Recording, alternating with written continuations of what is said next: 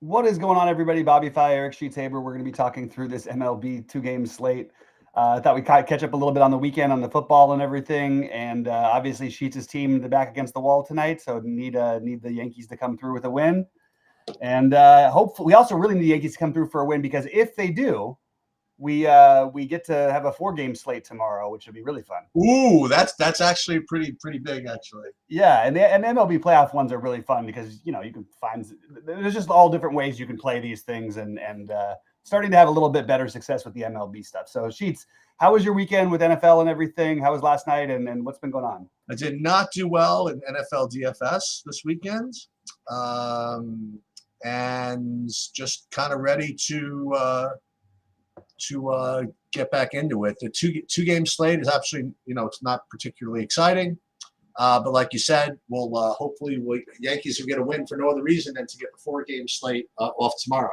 Yeah. And again, just a couple of announcements. I'm going away to Vegas actually Thursday through Sunday.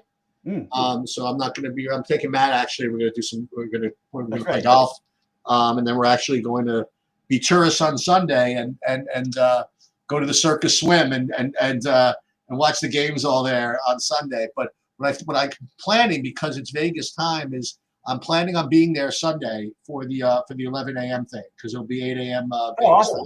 I should be able to do that.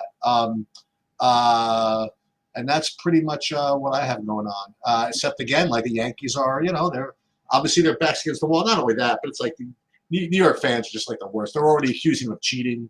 Like that's like. Oh yeah. What is the cheating? I missed that. Oh yeah, because there's no other explanation for what's happened, basically. That's pretty funny. It wouldn't be the first for one of those guys. Yeah.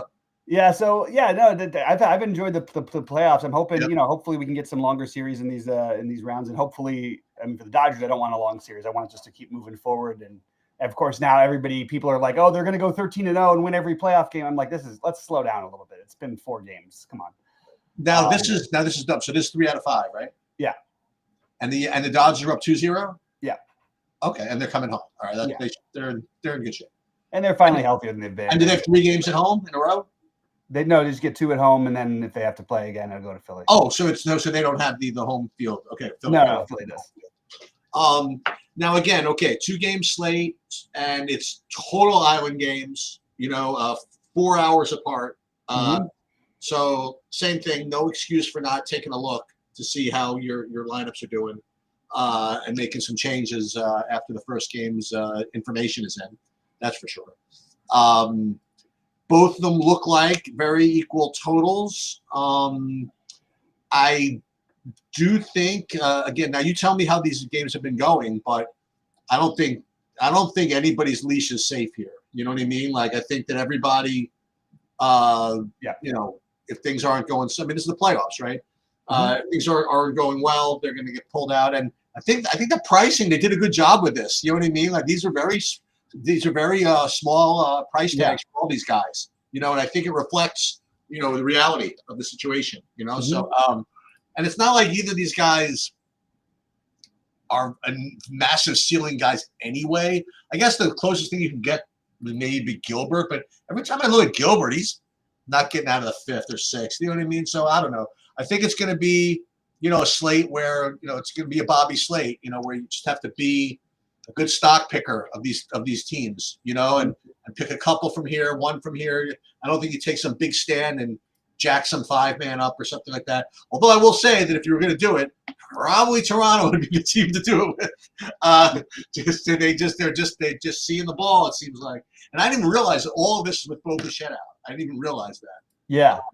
And I have to say that when I'm looking at this, is Shane Bieber like Shane Bieber again? Mm-hmm.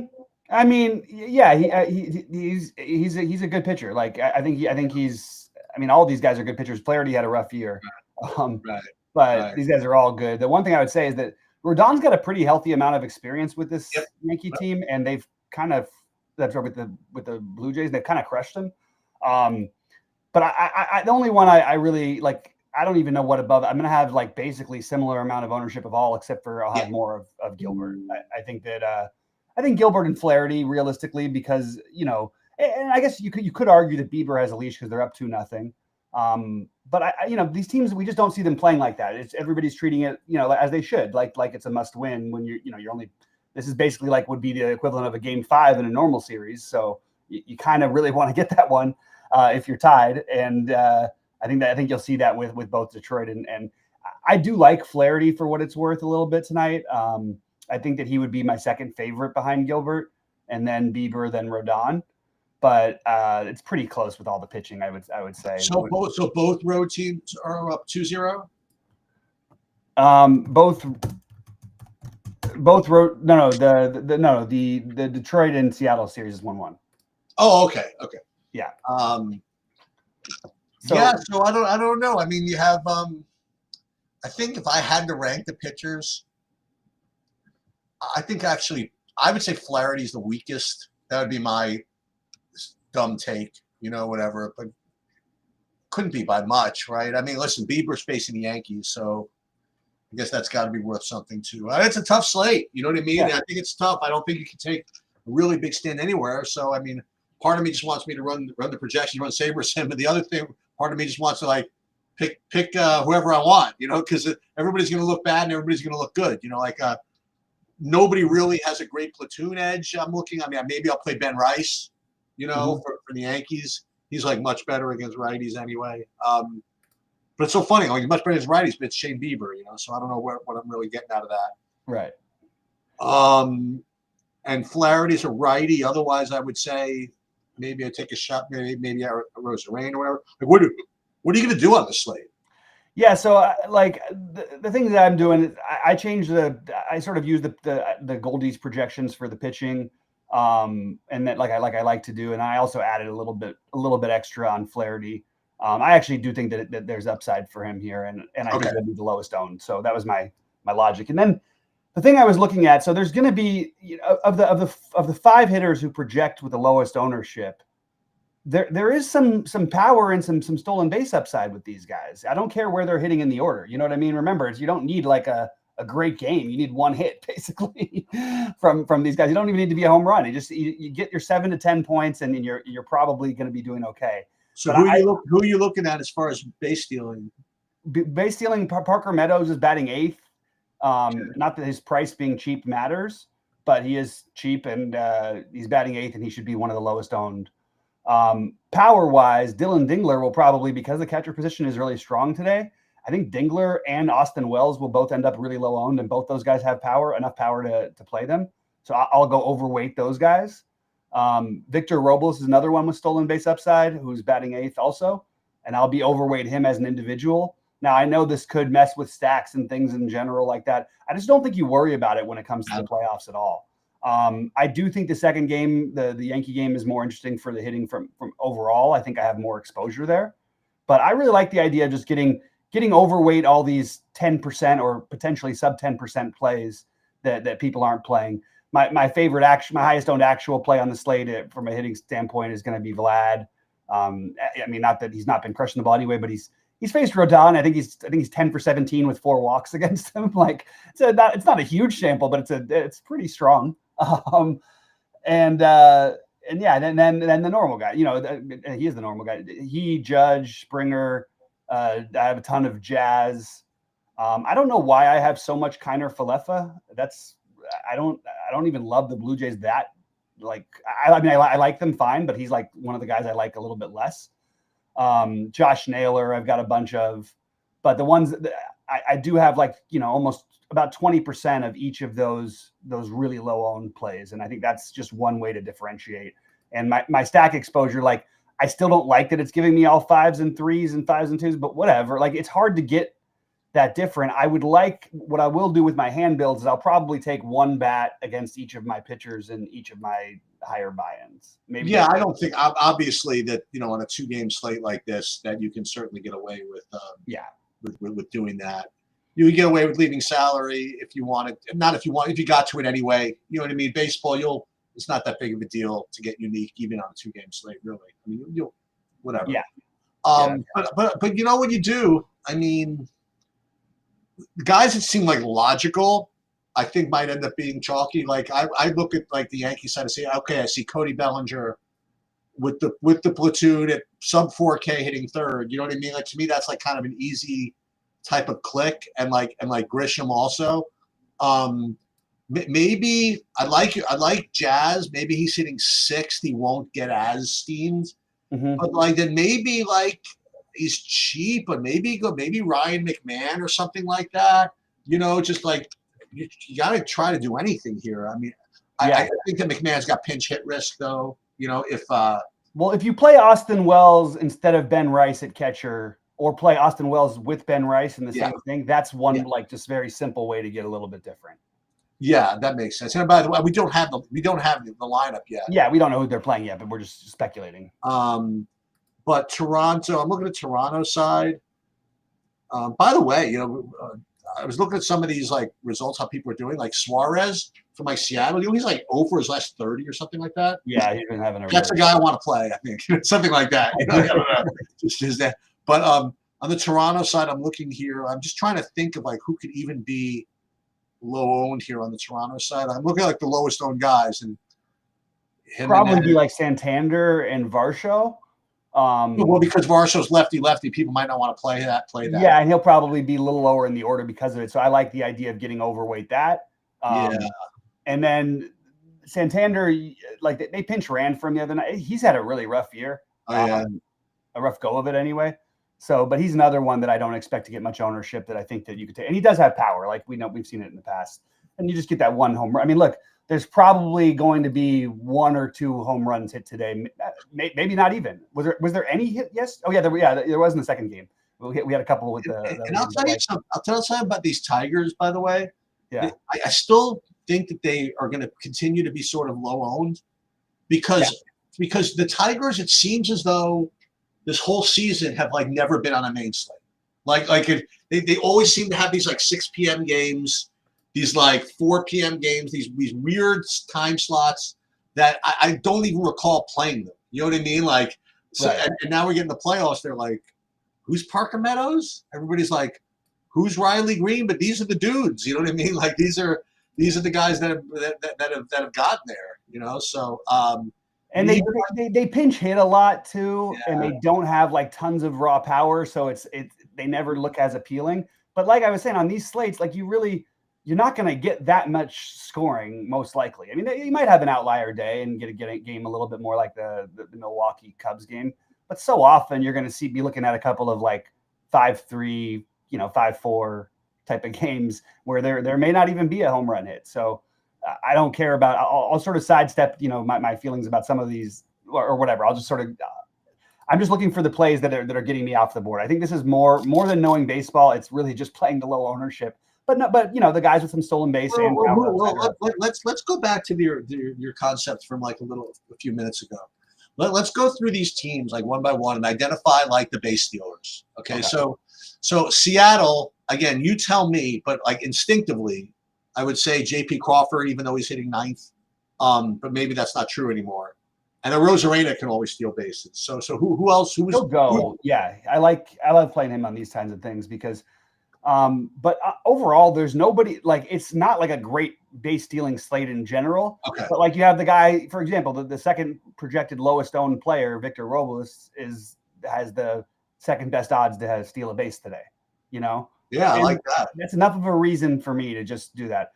Andres Jimenez would be the one from the Blue Jays, probably most likely. He's going to be low owned, so I like that. Rosarena, the other one, as you mentioned, Julio Rodriguez, George Springer. Actually, I think that the Blue Jays have enough guys who just could steal bases, but those would be the main ones for me that I'm looking at.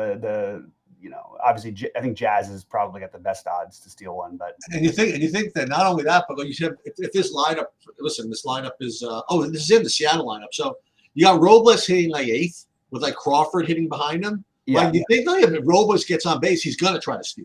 Like you'd think that there's a reasonable chance. Yeah. So that makes sense. Let me see and Detroit. You mentioned Parker Meadows. He's the. I mean anybody's, but Parker Meadows has stolen bases. You're saying? So he has in the past. This year, he hasn't really run in a while. So maybe you think of him more as the power. Just the low ownership is why I was more interested there. Anybody on Toronto still or no? Not really. Toronto, it was all the guys I mentioned. They all have some like Jimenez, Springer, Kiner Falefa. Those would probably be the main ones. But not like they're not like massive amounts. You're talking about guys with 10 to. Yeah. How about these 8-hitters? I like now. I'm kind of into this. Which one? These 8-hitters in general. Yeah, absolutely. And you can leave a lot on the table. You really don't need to. You don't need to necessarily try not to use your salary, but you really don't need to use your whole salary. just to be real. And I think I'll have lineups where there are like 3,000 or 4,000 left by the time. What are you getting as far as your pitching exposure, by the way, right now? Its highest is Gilbert, followed by Flaherty and Bieber. I have basically almost the exact same amount, and then I have Rodon. Yeah, I'm pretty even across the board, with the highest being Gilbert and the lowest being Flaherty. I have like 67, 50, 50, and like 35. You know what I mean? Like I got a bunch of everybody. And then as far as overall exposure, my top owned guys are the top projected guys. I had Cal Raleigh, Aaron Judge, and it's a testament that how soft the pricing is and the pitching is that you can just play these guys. You know what I mean? Without a sweat. And a Rosarena, bunch of that. Josh Naylor, those are my, and then Vlad. So those are my and Springer, Jazz. I mean, I got some everybody, honestly, but those are the top guys. I mean, the top guys are the guys that rate to score the most. That's the way I have it right now. But I would definitely consider doing some funny stuff like forcing in, if this is a way to do it, like at least one in each lineup of someone who's like the lowest projected, one of the top 3 lowest ownership guys on the board or something like that. Yeah. You know what I mean? And I know Saberson sort of tries to do that, but they got a 2-game slate. Sort of all bets are off. And you gotta have to, do some funny business. Well, one thing that's interesting is just to touch on the Raleigh thing. So this is something that I try to talk about, like in the post. When you have a really popular player, that basically all of their everything comes from their power, because he doesn't hit for average, he doesn't hit, he doesn't walk a ton. That's probably not a guy you should be with the field on. That's my take. So I actually put a cap on my ownership for Raleigh. Now, if he hits a home run, you're dead, basically, on the non-Raleigh lineups anyway. But you're really betting on the outlier result, as if, and because his projection is good because he's going to hit home runs sometimes. I just think that for me, I'd rather like avoid that guy. Whereas like Aaron Judge, yeah, he's a home run hitter too, but he hits 100 points higher than Cal Raleigh, basically. He walks a ton, and you have like a 1 in a blue moon stolen base opportunity. It's just I would rather do the Judge thing than the Raleigh thing personally. I have some lineups here. I'm playing 50 lineups in this nonsense. I got some lineups with some salary left. I mean, I got some fun ones. I got like 4,200 left. I got all kinds of nonsense. So but like you said, I mean, let's see what happens in the early game. I might, you know what I mean? Like if that's spread out between the two and I get like a big number out of my Seattle Detroit guys, maybe I whip out at the end, and move up a little bit. So we'll just have to see. See what else is here. 40. Yeah, I mean, like even these. I will say that most of the Lions that are leaving at salary are pretty heavy on this Tigers stuff. And specifically the Tigers, I think. But even like some of these Yankees, I have lineups with like Aaron Judge in it that leaves 4,000 on the table. Yeah, there's just I mean, the pricing is so crazy soft because you have Kiner Falefa and like. It might be more of an issue. It'll be an issue tomorrow, especially if the Yankees win, because then you've got the Judge and Ohtani and so many expensive bats. But like today, it feels like you can kind of do mostly whatever you want, with maybe the possible exception. Okay, you have to spend a little less if you want to play Raleigh and Judge together. I'd say that was too bad. I mean, the Phillies. I mean, what's his name was having a really, really nice game. Luzardo. It's kind of tough to keep the Dodgers off your ass for like the whole game. And then once it got to second and third, I mean, then they brought guy either got a big strikeout, and then like Will Smith, I think it was the first pitch, right? Just bam, right in there. Yep. That looked like it was going to be a bad one for a minute because they got the strikeout and then Pages popped out to first and it was like, oh God, we're just leaving runners at third with nothing. And the first pitch, like, boop, there it is. Thank goodness.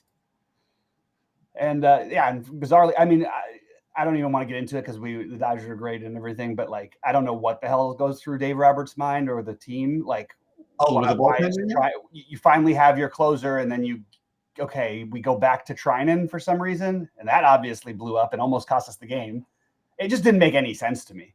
I also don't know why Will Smith is coming in and coming in the game in like the fourth inning. I understand he's coming back from an injury, but it's so weird because those early at bats, you might be really missing something. Also, your lineup is all wonky because now he's batting ninth. It's just strange. But look, I can't complain as long as they win, I guess. I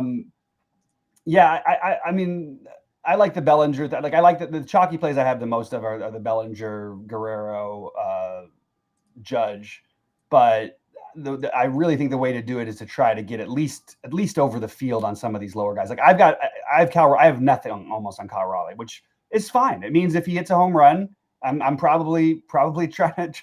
I'm praying that if Alejandro Kirk or Austin Wells hits a home run in the next game, you know what I mean? Because I just think it's right to try to fade something, and that's I guess my biggest fade is I have like almost no Kyle Raleigh. Yeah. So I hope he doesn't hit a home run today. That's it. My Jaguars jersey. Yeah, this jersey is one of the jerseys that I won, and since the Jaguars won last night, I just threw it on. I figured I may as well. I don't usually wear jerseys all that much, but I won these jerseys in British Columbia, and one of the ones I got was the Travis Hunter one. By the way, with Travis Hunter as a captain, I finished like 30th, and I played one in the 444 last night. I had a real chance if he just caught one, if he could get in the end zone. They ran a play for him. It just didn't. They had to go to the underneath because they covered it. But it was looking good for a minute. Yeah, big win.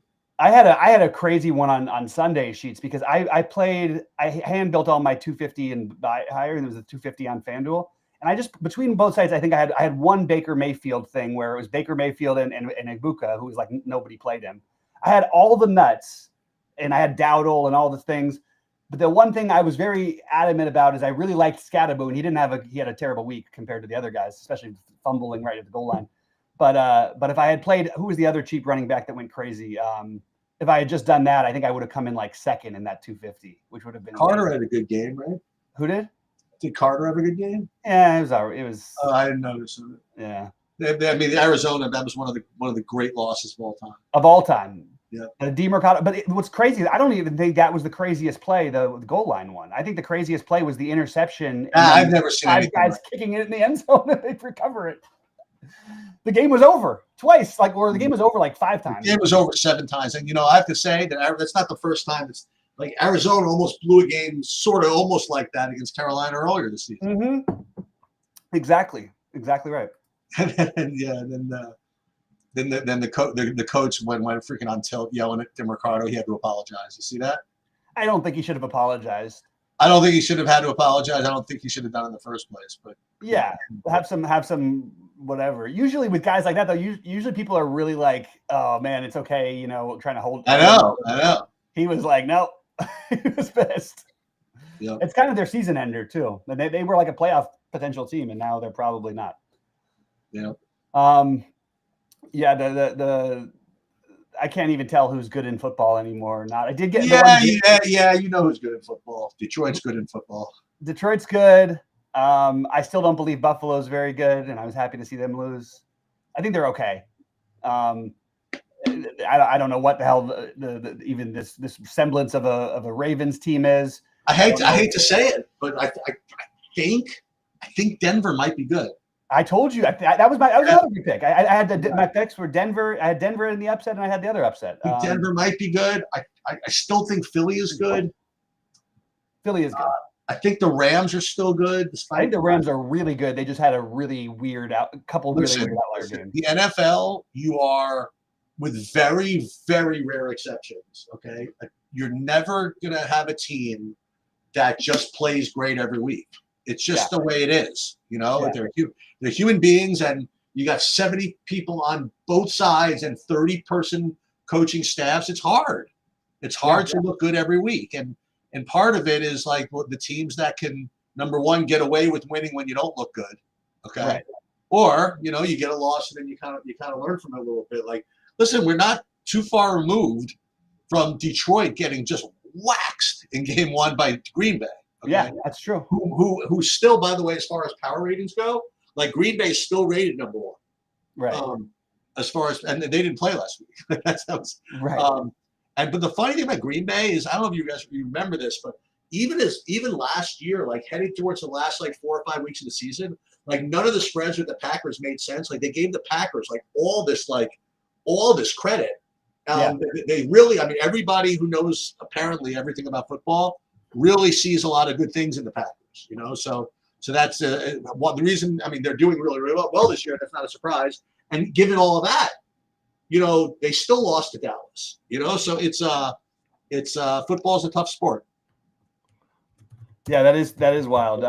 We got Ali in chat here talking about this. This is pretty funny. He says, so I guess on that play, they I don't know how they did it, but he said as of today, they credited Tennessee's defense with a touchdown and took away the touchdown from Lockett, which is bizarre. I don't know how you can credit the defense a touchdown when they're not on the field, but that's how weird that play is. Yeah, that's wild. But yeah, you know, you're right. And I guess you know, back in it was a little different. I you know, the '90s Cowboys, I felt like they looked good almost every week. You know, but you're right though. It is that kind of a game, and it's a game you can really manage your way into being competitive. That's why whenever you see those giant spreads, I'm always like, oh, anything over like 2 touchdowns feels like, because something weird could happen. You get a funny special teams play. There's so many ways that you can blow it. Anyway. Yeah. But yeah, and hopefully some of my teams can start to rebound because it's been a bad few weeks. All right, man. Anything else? I'm finishing up my builds right now. I'll post them in the Discord exactly where I'm at exposure wise, and that's all I have for right now. Yep, I'm good. All right, bud. Have a good night. And good luck to everybody, and we'll see you guys tomorrow at the latest. And then anybody in the site member, I'll upload that where I'm at. All right.